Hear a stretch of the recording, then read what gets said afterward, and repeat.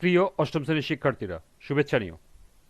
আজকে আমি তোমাদের বাংলাদেশ ও বিশ্ব পরিচয় বিষয়ের নতুন বই থেকে চতুর্থ অধ্যায় বাংলাদেশের অর্থনীতি এর ৪৮ পৃষ্ঠায় সংক্ষিপ্ত উত্তর প্রশ্নের সমাধান করে দেব।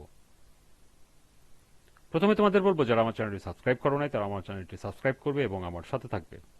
তাহলে চলো আমরা ক্লাস শুরু করি। বাংলাদেশ ও বিশ্ব পরিচয়, পৃষ্ঠা নং ৪৮, সংক্ষিপ্ত উত্তর প্রশ্ন। ১. জিডিপি ধারণাটি ব্যাখ্যা করো। ২. কিভাবে জনসংখ্যাকে মানব সম্পদে রূপান্তর করা যায়, ব্যাখ্যা করো। ৩. দারিদ্র্যের দুষ্টচক্র বলতে কি বোঝো, ব্যাখ্যা করো। এবং সর্বশেষ ৪. মাথাপিছু আয় কিভাবে জীবনযাত্রার মানকে প্রভাবিত করে, ব্যাখ্যা করো। তো চলো এখন আমরা এই ৪টি প্রশ্নের সমাধান দেখে নিই। প্রথম প্রশ্ন ছিল জিডিপি ধারণাটি ব্যাখ্যা করো। জিডিপি বা গ্রস ডোমেস্টিক প্রোডাক্ট বা বাংলা মোট দেশজ উৎপাদন হলো একটি নির্দিষ্ট সময়ে, সাধারণত ১ বছর, কোনো দেশের ভৌগোলিক সীমার মধ্যে উৎপাদিত সব চূড়ান্ত পণ্য ও সেবার মোট আর্থিক মূল্য। জিডিপির মূল বৈশিষ্ট্য হল দেশের ভিতরে উৎপাদিত পণ্য ও সেবা গণনা করা হয় দেশি বা বিদেশি প্রতিষ্ঠান যাই উৎপাদন করুক, শুধু চূড়ান্ত পণ্য ও সেবার মূল্য ধরা হয়, যাতে দ্বৈত গণনা না হয়। সাধারণত ১ বছর বা এক ত্রৈমাসিক হিসাবে করা হয়। সব পণ্য ও সেবাকে টাকার মূল্যে প্রকাশ করা হয়। জিডিপির গুরুত্ব হল একটি দেশের অর্থনৈতিক আকার ও প্রবৃদ্ধি নির্ধারণে সহায়ক, দেশের অর্থনৈতিক অগ্রগতির তুলনা করা যায় এবং নীতি নির্ধারণে সরকারকে সহায়তা করে। সুতরাং জিডিপি একটি দেশের সামগ্রিক অর্থনৈতিক কর্মকাণ্ডের পরিমাপক হলেও এটি মানুষের সার্বিক কল্যাণ বা আয় বৈষম্য পুরোপুরি প্রকাশ করে না। দ্বিতীয় প্রশ্নটি ছিল কিভাবে জনসংখ্যাকে মানব সম্পদে রূপান্তর করা যায়, ব্যাখ্যা করো। একটি দেশের জনসংখ্যাকে মানব সম্পদে রূপান্তর করা বলতে বোঝায় মানুষের দক্ষতা, জ্ঞান, স্বাস্থ্য ও কর্মক্ষমতা বৃদ্ধি করে তাদেরকে উৎপাদনশীল ও উন্নয়নের সহায়ক শক্তিতে পরিণত করা। আর এটি করার উপায় হল: ক. সবার জন্য মানসম্মত প্রাথমিক, মাধ্যমিক ও উচ্চশিক্ষা নিশ্চিত করতে হবে। খ. কারিগরি ও বৃত্তিমূলক শিক্ষার মাধ্যমে মানুষের ব্যবহারিক দক্ষতা গড়ে তুলতে তারা কর্মক্ষেত্রে উপযোগী হয়ে ওঠে। গ.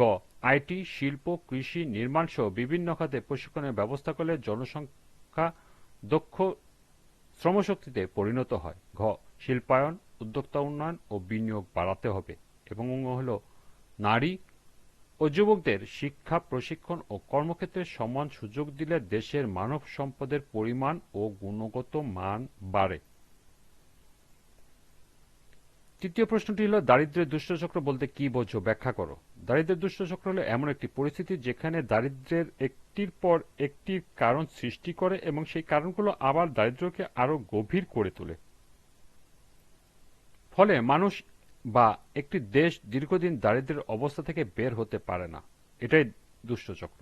দারিদ্র্যের দুষ্টচক্র সাধারণত যেভাবে কাজ করে: আয় কম, সেখান থেকে সঞ্চয় কম, সেখান থেকে বিনিয়োগ কম, বিনিয়োগ কম থেকে উৎপাদন কম, সেখান থেকে কর্মসংস্থান কম, তারপরে আবার আয় কম। অর্থাৎ এটা সাইক্লিক অর্ডারে ঘুরতে থাকে। এই চক্র বারবার ঘুরতে থাকে এবং দারিদ্র্য স্থায়ী রূপ ধারণ করে। দারিদ্র্যের দুষ্টচক্রের প্রধান দিক হল মানুষের আয় কম থাকায় মৌলিক চাহিদা মেটানো কঠিন হয়ে পড়ে। আয় কম হয়, সঞ্চয় করা সম্ভব হয় না। সঞ্চয় না থাকলে শিক্ষা, স্বাস্থ্য ও উৎপাদনমূলক খাতে বিনিয়োগ কমে যায়। শিক্ষা ও প্রশিক্ষণের অভাবে শ্রমশক্তি অদক্ষ থেকে যায়। অদক্ষ শ্রম ও কম পুঁজি ব্যবহারের ফলে উৎপাদন কম হয়। সর্বশেষ প্রশ্ন ছিল মাথাপিছু আয় কিভাবে জীবনযাত্রার মানকে প্রভাবিত করে, ব্যাখ্যা করো। মাথাপিছু আয় বলতে একটি দেশের মোট জাতীয় আয়কে মোট জনসংখ্যা দিয়ে ভাগ করলে যে গড় আয় পাওয়া যায় তাকে বোঝায়। এটি একটি দেশের মানুষের জীবনযাত্রার মান বোঝার একটি গুরুত্বপূর্ণ সূচক। জীবনযাত্রার মান মানে মাথাপিছুর আয়ের প্রভাব হল: ক. মাথাপিছু আয় হল বেশি হলে মানুষ খাদ্য, বস্ত্র, বাসস্থান, শিক্ষা ও চিকিৎসার মতো মৌলিক চাহিদা সহজে পূরণ করতে পারে, ফলে জীবনযাত্রার মান উন্নত হয়। খ. আয় বেশি হলে পরিবার শিক্ষা ও স্বাস্থ্য খাতে বেশি ব্যয় করতে পারে, যা মানুষের দক্ষতা ও সুস্থতা বাড়ায়। গ. উচ্চ মাথাপিছু আয় সঞ্চয় ও বিনিয়োগ বাড়ায়। এর ফলে ভবিষ্যতে নিরাপত্তা ও আয়ের ধারাবাহিকতা নিশ্চিত হয়।